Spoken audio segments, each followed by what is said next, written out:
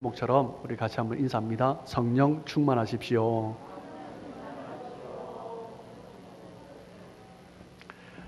네, 성령이 충만한 삶 되시길 주님의 이름으로 축복합니다. 어떤 청년이 질문을 했습니다.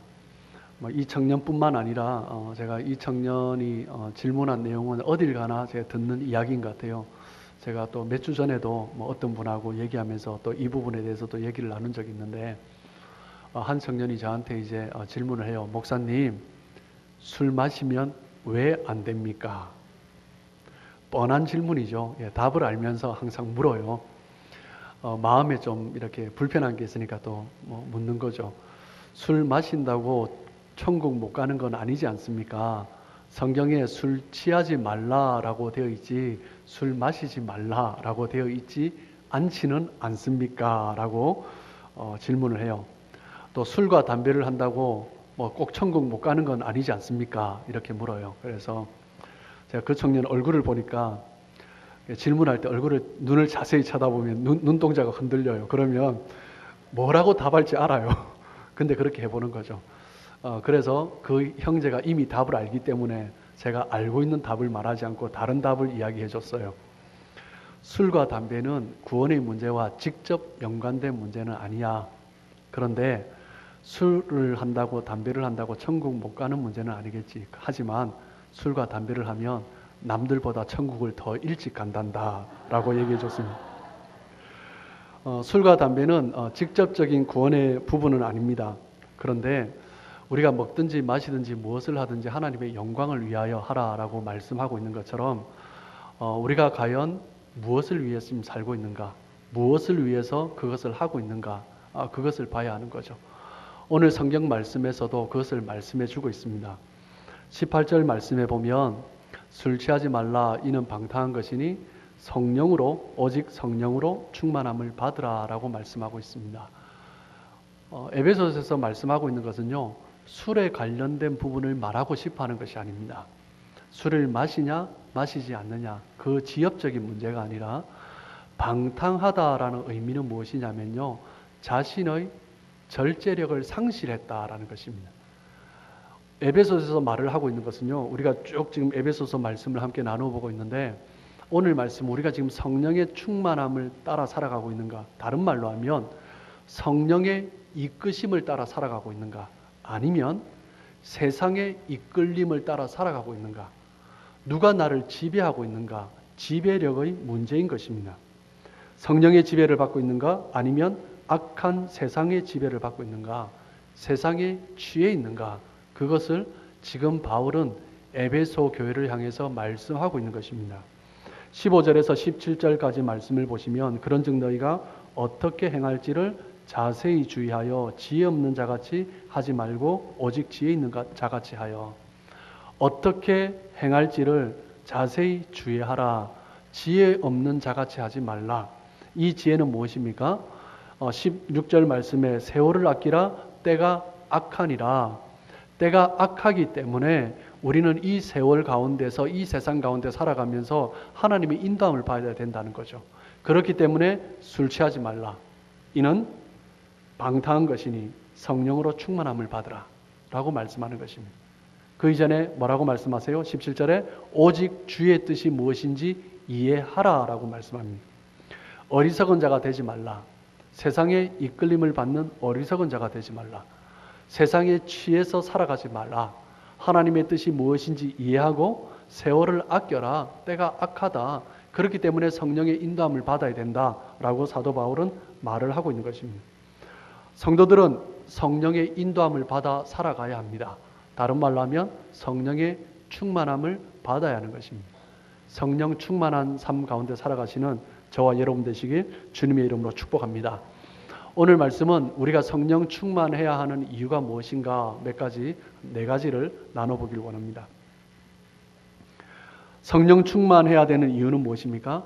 우리가 성령 충만할 때 하나님을 기쁘시게 할 수 있습니다.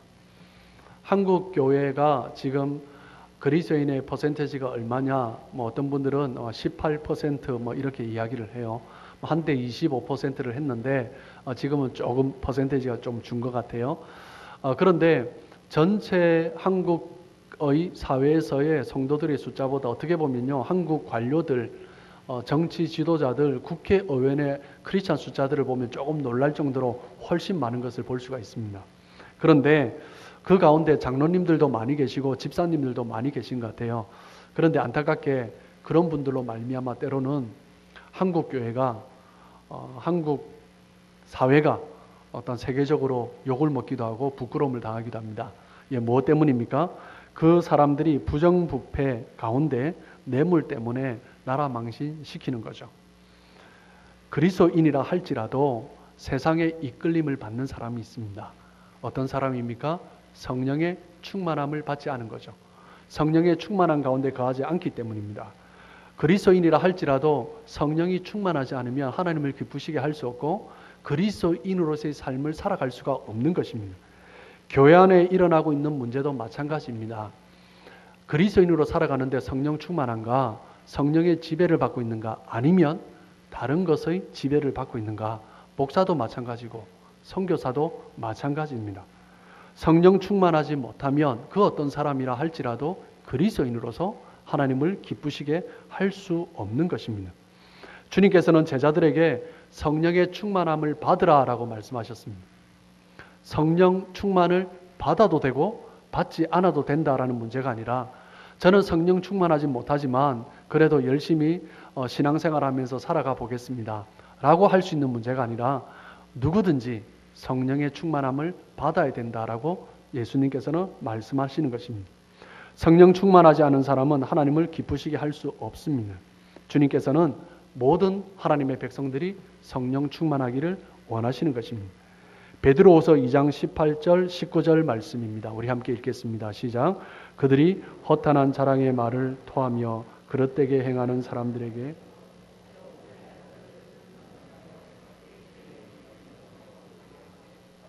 그들에게 자유를 준다 하여도 자신들은 멸망의 종이니 누구든지 진 자는 이긴 자의 종이 됩니다.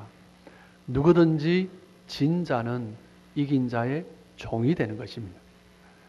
우리는 영적 싸움을 싸우고 있습니다.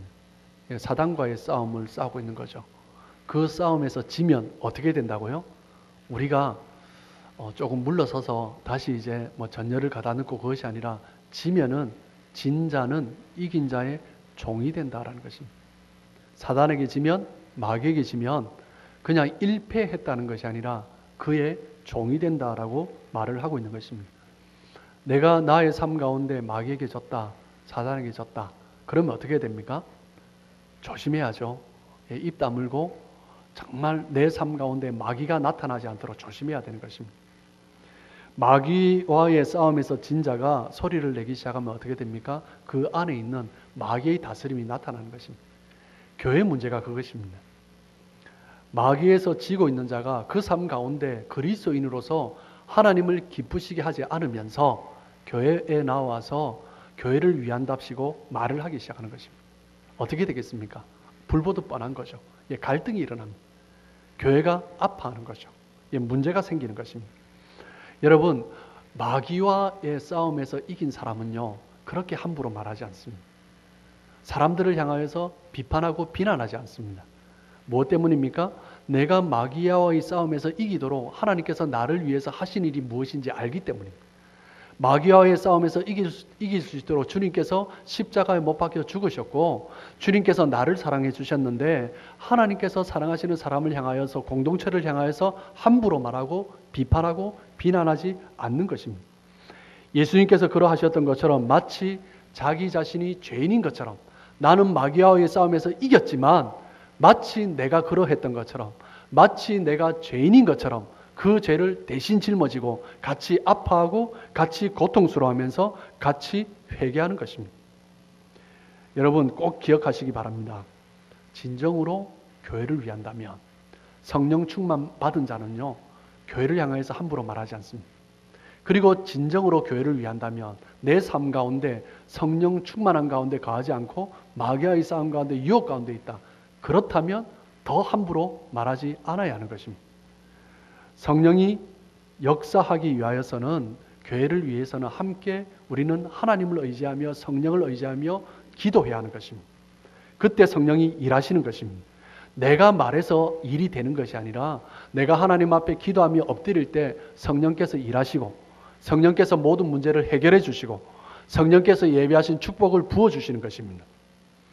입을 다물고 기도하다 보면 더더욱 성령의 은혜 가운데 마귀와의 싸움에서 승리하게 되는 것입니다.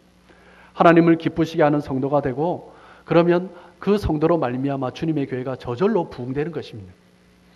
주님은 우리 모두가 마귀와의 싸움에서 이기고 하나님을 기쁘시게 하는 삶을 살아가기를 원하십니다. 그렇기 때문에 누구든지 성령을 구하면 주님께서는 성령을 주시는 것입니다. 여러분, 우리가 성령 받기를 원하는 마음이 강할까요? 아니면 주님께서 우리에게 성령을 주시고자 하는 마음이 더 강할까요? 예, 주시고자 하는 마음이 더 강하죠. 그렇기 때문에 우리가 하나님 앞에 구하면 주님께서는 성령을 주실까요? 주시지 않을까요? 기다렸다는 듯이 주시는 것입니다. 누가복음 11장 13절 말씀입니다. 같이 읽겠습니다. 시작. 너희가 악할지라도 좋은 것을 자식에게 줄 알거든 하물며 너희 하늘 아버지께서 구하는 자에게 성령을 주시지 않겠느냐 하시니라. 누구든지 성령을 구하면 반드시 성령을 주십니다. 그렇기 때문에 우리는 성령을 구해야 하는 것입니다. 성령 충만하기를 구해야 하는 것입니다. 성령을 구하기만 하면 반드시 주님께서는 성령 충만케 하십니다. 의심하지 말고 성령을 구하심으로 성령 충만을 받으시고 하나님을 기쁘시게 하는 삶 되시길 주님의 이름으로 축복합니다. 성령 충만해야 하는 두 번째 이유가 무엇입니까? 성령 충만할 때 성도들이 행복한 신앙생활을 할 수 있습니다. 성령 충만할 때 하나님을 기쁘시게 하죠. 하나님을 기쁘시게 하니 얼마나 행복합니까? 하나님을 기쁘시게 하니 행복한 거죠. 내가 행복하고 공동체가 행복한 것입니다. 성경은 그리스도를 알기 전에 사람을 옛사람이라고 하고 그리스도를 안 사람을 새사람이라고 합니다. 고린도서 5장 17절에 그런즉 누구든지 그리스도 안에 있으면 새로운 피조물이라. 이전 것은 지나갔으니 보라 새 것이 되었도다라고 말씀하십니다. 저와 여러분은 새로운 사람입니다. 새로운 피조물입니다. 그렇기 때문에 우리는 옛사람을 벗고 하나님을 기쁘시게 하는 하나님의 기쁨이 되고 그 행복 가운데 살아가는 사람이 되는 것입니다. 아멘 소리가 조금 작아집니다. 무엇 때문입니까? 문제가 있습니다. 새 사람인 것은 알겠는데 왜 여전히 저의 삶 가운데 우리의 삶 가운데 옛사람이 있냐라는 것입니다. 예수 믿기 이전에 옛사람을 완전히 벗어버리지 못하는 사람이 너무나 많습니다. 에베소서 4장 22절에서 24절까지 말씀입니다. 같이 읽겠습니다. 너희는 유혹의 욕심을 따라 썩어져가는 구습을 따르는 옛사람을 벗어버리고 오직 너희의 심령이 새롭게 되어 하나님을 따라 의와 진리의 거룩함으로 지으심을 받은 새 사람을 입으라. 새 사람을 입으라 라고 말씀합니다. 그리스도 안에 거하는 거죠. 그리스도의 십자가의 보혈을 입는 것입니다. 그리스도 아래 들어가는 것입니다. 옛사람을 벗는 방법은 그리스도 안에 거하는 것입니다. 갈라디아서 3장 13절 14절 말씀입니다. 같이 읽겠습니다. 시작. 그리스도께서 우리를 위하여 저주를 받은 바 되사 율법의 저주에서 우리를 속량하셨으니 기록된 바 나무에 달린 자마다 저주 아래 있는 자라 하였습니다. 이는 그리스도 예수 안에서 아브라함의 복이 이방인에게 미치게 하고 또 우리로 하여금 믿음으로 말미암아 성령의 약속을 받게 하려 함이라. 예수 믿기 전에는 우리는 저주 아래 있는 자였습니다. 저주 아래 있는 자였기 때문에 그 율법의 저주에서 우리를 속량하시기 위하여서 주님께서 나무에 달리셨습니다. 주님께서 그 저주를 대신 받으신 거죠. 주님께서 그 저주를 받으심으로 말미암아 우리가 주님을 믿을 때 우리의 저주가 주님께로 속량되고 우리의 저주에서 우리가 속량을 받음으로 말미암아 하나님이 예비하신 아브라함의 복을 받게 되는 것입니다. 그 아브라함의 복이 무엇이라고요? 성령의 약속을 또한 주시겠다라는 거죠. 성령 충만함을 받게 되는 것입니다. 성령 충만함을 받지 못한 사람은 어떤 사람입니까? 여전히 옛사람의 율법의 저주 아래 거하고 있는 사람이다라는 것입니다. 성령 충만을 통해 하나님께서 예비하신 아브라함의 복을 누릴 수 있는 것입니다. 성령님이 우리 안에 계시지 않으면 하나님을 기쁘시게 할 수도 없는 거죠. 하나님을 기쁘시게 하지 못하는데 어떻게 하나님께서 예비하신 복을 누리며 살아갈 수 있겠습니까? 구원받은 백성들이 옛사람의 모습을 버리지 못할 때 그때 하나님께서는 어떻게 하실까요? 책망하시겠죠. 구원받은 사람이 하나님의 사랑하는 사람이기 때문에 하나님은 내버려 두실 수 없는 것입니다. 히브리서 12장 6절에서 8절까지 말씀입니다. 같이 읽습니다. 주께서 그 사랑하시는 자를 징계하시고 그가 받아들이시는 아들마다 채찍질하시라 하였으니 너희가 참음은 징계를 받기 위함이라. 하나님이 아들과 같이 너희를 대우하시나니 어찌 아버지가 징계하지 않는 아들이 있으리요. 징계는 다 받는 것이오늘 너희에게 없으면 사생자요 친아들이 아니니라. 징계가 없으면 사생자입니다. 하나님이 징계가 있을 때 내가 하나님의 친아들이구나 친딸이구나 감사해야 되는 거죠. 징계가 있을 때 감사하시길 주님의 이름으로 축복합니다.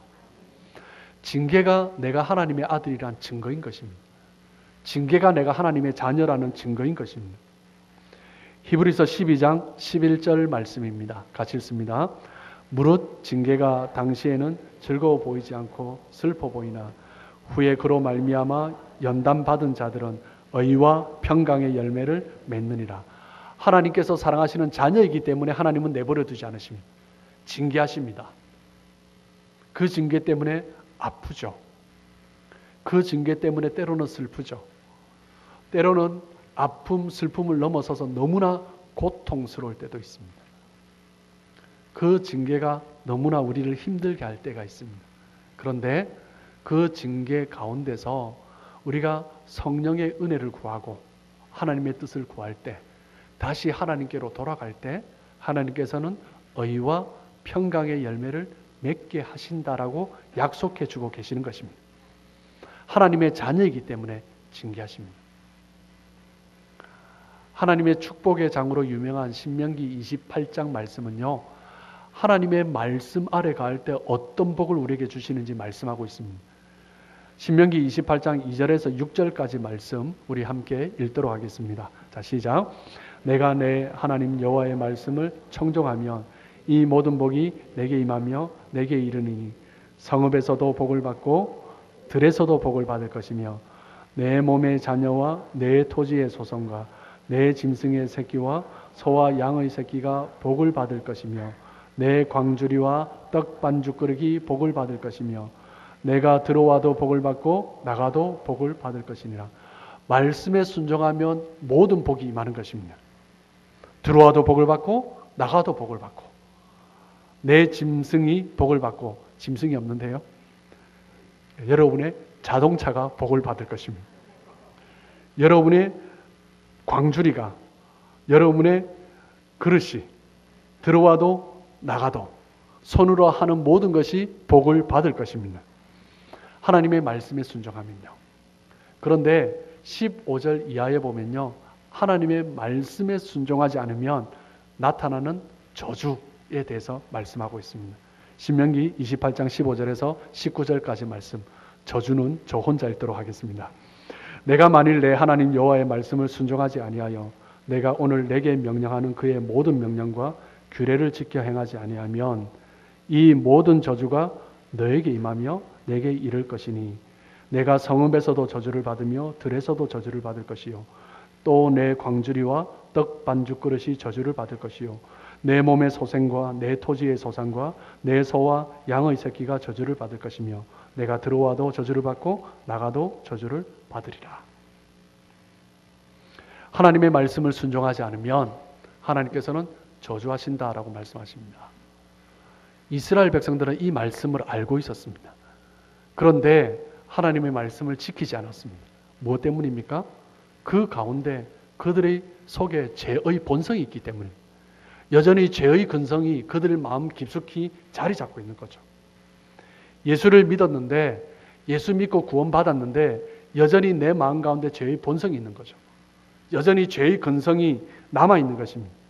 하나님의 말씀대로 살지 못하고 하나님의 말씀대로 순종하지 않으면, 불순종하면 이런 저주를 받는다라고 말씀하시는데, 그런 징계가 있고 시련이 있고 고난이 있는데 여전히 죄 가운데 살아가는 것입니다. 그러나 성령 충만하면 하나님의 말씀에 순종하게 되는 것입니다. 왜 불순종합니까? 왜 하나님의 말씀대로 살지 않습니까? 성령의 충만함이 없기 때문입니다. 성령이 다스리지 않기 때문입니다. 하나님의 은혜 가운데 살아갈 때 그 말씀대로 순종하는 것이 즐거운 것입니다. 성령의 은혜가 나의 삶을 사로잡으면 말씀에 순종하는 것이 기쁜 거죠. 그런데 성령의 은혜가 사라지면요, 말씀이 부담스러운 것입니다. 말씀이 말하는 것이 너무나 지키기 힘든 율법으로 여겨지는 것입니다. 성령 충만할 때 하나님의 말씀대로 사는 것이 기뻐지는 것입니다. 하나님의 말씀대로 살아가는 것이 기쁠 때 하나님 안에서 행복함을 누릴 수 있는 것입니다.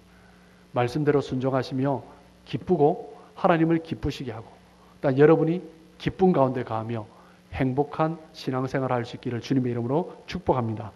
성령 충만해야 하는 세 번째 이유는 성령 충만한 성도가 하나님의 영광을 위해서 살 수 있기 때문입니다. 하나님을 기쁘시게 하는 가장 좋은 방법은 무엇입니까? 하나님께 영광이 되는 가장 좋은 방법은 무엇입니까? 그것은 잃어버린 영혼을 구원하는 것입니다. 하나님의 영광을 위해서 살아갈 때 우리는 어떤 삶을 살아가는 것입니까? 그리스도의 증인된 삶을 살아가는 것입니다. 사도행전 1장 8절 말씀입니다. 같이 읽습니다. 오직 성령이 너에게 임하시면 너희가 권능을 받고 예루살렘과 온 유대와 사마리아와 땅끝까지 이르러 내 증인이 되리라 하시니라. 성령이 너에게 임하시면 두 가지가 나타납니다. 첫 번째 무엇입니까? 권능을 받는 것입니다. 권능을 받고, 그리고 그 다음 나타나는 것이 무엇입니까? 예루살렘과 온 유대와 사마리아와 땅끝까지 이르러 증인이 되는 것입니다.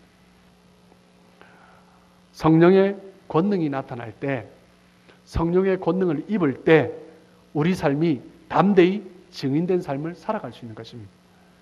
고린도전서 10장 31절입니다. 너희가 먹든지 마시든지 무엇을 하든지 다 하나님의 영광을 위하여 하라. 술도 마찬가지입니다. 취하느냐 마시느냐 지엽적인 문제가 아니라 이것이 하나님의 영광을 위한 것인가.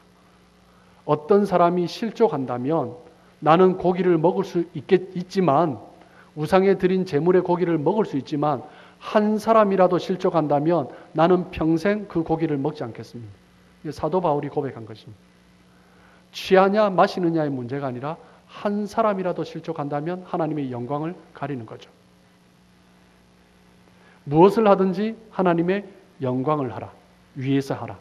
고린도전서 10장 31절 말씀은요, 그런 또 지역적인 문제만을 말을 하는 것이 아닙니다. 32절에 보시면 유대인에게나 헬라인에게나 하나님의 교회나 거치는 자가 되지 말고, 누구에게나 거치는 자가 되지 말라. 내가 무엇을 하든지.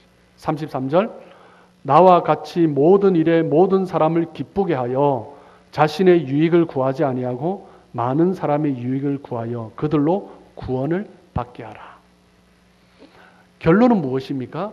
내가 무엇을 하든지 하나님의 영광을 위해서 하는데, 그것이 술을 마시는 문제든지 아니든지 취하든지 아니든지, 내가 어떤 직장 생활 가운데서 그 일을 하는지 안 하든지, 어떤 문제, 지역적인 문제가 아니라 그것이 그 사람의 유익을 위하여서, 즉 그 사람이 구원받는데 도구가 되냐라는 것입니다. 우리가 성령의 권능을 받을 때, 성령의 은혜 가운데 살아갈 때 하나님이 증인이 되는 거죠. 그 증인된 삶은 나가서 복음을 증가하는 것뿐만 아니라 내가 무엇을 하든지 이 삶을 통하여서 증인된 삶, 즉 누군가의 구원을 위해서 쓰임 받게 하는 도구가 되냐라는 것입니다. 즉 우리의 삶의 초점이 어디에 있냐라는 것입니다. 내가 지금 어떤 일을 결정할 때 나를 위한 것인가, 나의 즐거움을 위한 것인가? 그것이 아니라 하나님의 영광을 위하여서 내가 마시든지 먹든지 아니든지 그것을 결정하느냐라는 것입니다. 무엇을 하든지 하나님의 영광을 위해서 살아야 하는 것입니다. 그때 우리의 선택 때문에 구원받는 사람이 생기는 것입니다. 우리는 이 말씀을 알지만 이 말씀대로 잘 살지 않습니다. 잘 살지 않는 경우가 있습니다. 무엇 때문에요? 성령 충만하지 않기 때문입니다. 성령 충만하지 않기 때문에 내가 판단하고 내가 결정하고 나의 유익을 따라 선택하는 것입니다. 아는 것과 행하는 것은 다릅니다. 안다고 해서 행하는 것이 아닙니다. 행할 수 있는 힘이 있어야 하는 것입니다. 지식이 행함으로 나타날 때는 담대함이 있어야 됩니다. 사도행전 1장 8절에서는 그것을 뭐라고 말을 합니까? 성령의 권능이다 라고 말을 하는 것입니다. 우리가 말씀을 듣고 복음을 증거하는 삶을 살기를 원하는데 방해합니다. 사단이 방해하죠. 또 누군가가 방해합니다. 환경이 방해합니다. 옛사람의 근성이 우리를 방해합니다. 욕심이 방해합니다. 그것을 이길 수 있는 권능이 있어야 되는 거죠. 권능을 받아야 하는 것입니다. 성령의 권능을 받을 때 우리는 이겨낼 수 있는 것입니다. 사도행전 저희들이 새벽 예배 말씀과 큐티 말씀, 사도행전 말씀을 묵상하고 있는데 사도행전 말씀에 보면 정확하게 잘 나타나 있습니다. 베드로와 사도들은요, 그 예수 그리스도를 믿고 따르는 것이 부끄러워 도망갔던 사람들입니다. 부인했던 사람들입니다. 그런데 성령의 권능을 받으니 한 여종이 말을 하였을 때 부끄러워 두려워 부인했던 사람들이 성령의 권능을 받고 나니까 담대히 유대인과 제사장들과 로마 군병 앞에서 내가 예수 그리스도의 부활의 증인이다라고 담대히 선포할 수 있는 것입니다. 언제 우리는 하나님의 증인이 될 수 있습니까? 하나님의 성령의 권능을 받을 때인 것입니다. 사도행전 5장 40절에서 42절까지의 말씀입니다. 그들이 옳게 여겨 사도들을 불러 채찍질하며 예수의 이름으로 말하는 것을 금하고 놓으니 사도들은 그 이름을 위하여 능력받는 일에 합당한 자로 여기심을 기뻐하면서 공의 앞을 떠나니라. 그들이 날마다 성전에 있든지 집에 있든지 예수는 그리스도라고 가르치기와 전도하기를 그치지 아니하니라. 성령의 권능을 받으니 성령의 권능 가운데 담대함이 생기니 그 어떤 공격도 능히 이겨낼 수 있는 것입니다. 사단의 공격을 이기고 그 권력자들의 그 권력 앞에서 담대하게 예수 그리스도는 하나님이시며 내가 그 부활의 증인이다라고 선포하는 것입니다. 성령의 충만을 받을 때 우리는 능력을 받는 것입니다. 우리는 이미 성령의 은혜 가운데 있는데 왜 이렇게 살지 못합니까? 담대함이 없어서입니다. 확신이 없어서인 거죠. 성령의 충만함으로 권능을 받았기에 담대하게 예수 그리스도의 증인된 삶을 살아가시는 저와 여러분 되시길 주님의 이름으로 축복합니다. 그것이 하나님을 기쁘시게 하고 하나님의 영광이 되는 삶인 것입니다. 모든 성도가 성령 충만해야 하는 마지막 이유는요, 성령 충만할 때 사랑할 수 있기 때문입니다. 하나님은 사랑이십니다. 하나님의 성령은 사랑의 영이십니다. 예루살렘 교회가, 초대교회가 성령이 충만할 때 그 열매가 무엇입니까? 얼마나 사랑이 충만해졌습니까? 내 것을 하지 아니하고 함께 나누고 통용하는 것입니다. 누가 아파하고 힘들면 나의 문제인 것처럼 함께 아파하고 나누는 것입니다. 하나님의 성령이 충만하니 예루살렘 교회는 사랑이 넘친 것입니다. 1904년에 영국 웨일즈에서 부흥이 일어났습니다. 그 부흥으로 말미암아요, 영국의 작은 지역이지만 그 지역에 일어났던 부흥으로 말미암아 1907년 평양의 대부흥이 영향받았습니다. 그리고 미국의 부흥운동이 영향을 받았습니다. 인도와 세계 전역에 영향을 받았어요. 1904년 웨일즈 부흥에서부터 시작된 것입니다. 그 웨일즈 부흥에 일어난 역사의 이야기들을 보면요, 참 좀 재미있는 이야기가 있습니다. 1904년 웨일즈의 부흥이 일어나면서 가장 큰 혜택을 누린 것이 누구인가? 라는 글을 썼는데 어떤 사람이 쓰기를 당나귀들이 가장 큰 혜택을 받았다, 이런 이야기를 썼습니다. 무슨 이야기인가 하니 웨일즈의 사람들이 화가 나면요, 만만한 당나귀를 팼다고 합니다. 당나귀 머리를 때리고 막 두들겨 패는 거죠. 부부 싸움하면 열받으니 당나귀를 때리고, 밖에 나가서 열받으면 들어오면서 당나귀 때리고, 그러니까 당나귀가 동네 북이었습니다. 이래도 맞고 저래도 맞고. 그런데 1904년 영국의 웨일즈 붕이 일어나니 당나귀들이 안 맞기 시작했다는 것입니다. 어떤 사람은 당나귀 앞에 가서 붙들고 회개하고 미안하다, 용서해달라, 그리고 당나귀를 축복하고 그 머리에 안수하면서 그런 일들이 일어났다고 해요. 여러분, 성령 충만 받으면 사랑이 충만해집니다. 성령 충만하면요, 누구도 사랑할 수 있습니다. 하나님이 어떤 사람을 쓰십니까? 사랑하는 사람을 쓰십니다. 에베소서 5장 21절 같이 읽습니다. 그리스도를 경외함으로 피차 복종하라. 성령의 충만함을 받을 때 우리가 이 악한 세상 가운데서 어리석은 자처럼, 지혜 없는 자처럼 살지 아니하고 세월을 살면서 그 악한 세상 가운데 우리의 마음을 뺏기지 않고 살아갈 때 어떻게 그럴 수 있습니까? 성령의 충만을 받는 거죠. 그 성령의 충만 가운데 나타나는 열매가 무엇입니까? 그리스도를 경외함으로 서로 피차 복종하는 것입니다. 무엇 때문입니까? 그리스도께서 그 사람을 귀하게 여기셨거든요. 그 사람을 위해서 십자가에 못 박혀 죽으셨거든요. 그렇기 때문에 그리스도를 경외함으로 그리스도께서 존귀 여긴 사람을 함께 사랑하는 것입니다. 주님께서 사랑하시는 그 사람을 주님이 주신 마음으로, 하나님이 주신 마음으로 함께 아파하며, 그 사람이 너무나 큰 죄를 저질렀다 할지라도 불쌍히 여기며 눈물로 통곡하며 마치 나의 죄인 것처럼 예수님께서 그러하셨듯이 함께 마음으로 아파하며 눈물 흘리며 통곡하는 것입니다. 그럴 때 그 사람을 사랑할 수 있는 거죠. 사람들이 정말 사랑하기 힘든 사람, 그 사람을 사랑하는 사람이 성령 충만한 사람인 것입니다. 아무도 사랑할 수 없는 사람을 사랑하는 그 사람, 하나님께서 반드시 복 주시고 그를 통해서 일하시는 것입니다. 저와 여러분이 하나님께서 귀하게 쓰시는 사람 되시길 주님의 이름으로 축복합니다. 어떤 사람이라도 사랑할 수 있는 여러분 되시길 주님의 이름으로 축복합니다. 우리가 성령 충만할 때 하나님을 기쁘시게 하고 행복한 신앙생활을 살아갈 수 있고, 그리고 하나님의 영광을 위해서 살아갈 수 있습니다. 그리고 사랑이 충만한 삶을 살아갈 수 있습니다. 여러분, 성령 충만하기를 원하십니까? 아멘. 성령 충만하기를 원하십니까? 그러면 4가지로 마치려고 했는데 5번째, 성령 충만할 수 있는 방법에 대해서 마지막으로 사적으로 말씀드리겠습니다.